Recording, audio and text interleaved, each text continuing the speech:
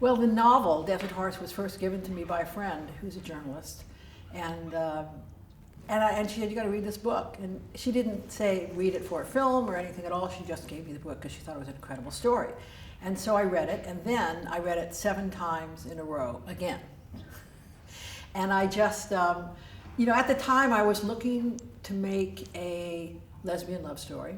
I wasn't quite sure how I was going to go about it, if I was going to write it, or what was going to happen. And all of a sudden, here it was, just handed to me. And I mean, I was so drawn to the central metaphor, you know, of it, which I took as a line in the film myself, which is, if you don't play, you can't win. And, you know, it was just the story that I was looking for. And you know, I wanted to do a period piece. I didn't want to do a contemporary story. I saw it as a takeoff on the Misfits. If you remember when Marilyn Monroe went to Reno, and she went to live on a dude ranch, and she met Clark Gable and fell in love with him. So I felt, well, this is very much like the Misfits, except instead of falling in love with Clark Gable, she falls in love with the change girl from the casino. What came before it didn't deliver. You know, I mean, part of my desire was to make a lesbian love story that did not end in a bisexual triangle or a suicide. You know, so that's all of what came before. At that time, nobody wanted to play a gay character. It was just so verboten, you know. I mean, there were actors who wouldn't even come in for other parts in the film. I mean, that's how controversial it was. And agents were just, you know, saying, look, don't get near this film, it can ruin your career.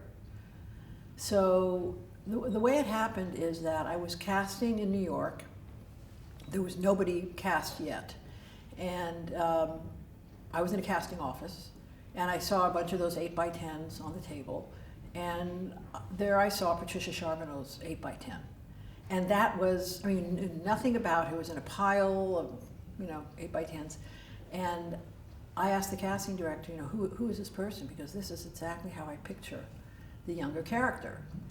And she said, well, her name is Patricia Charbonneau. She's a theater actor. She's never been in a film before. And I said, well, I have to see her. And she said, well, she's never been in a film before, let alone one of 2 stars. I said, I have to see her. And so she came in, and I just thought, she can do it. And the casting director said, well, you've got to test her. You've got to. I said, no, she can do it. She is right, exactly right. So I did cast her.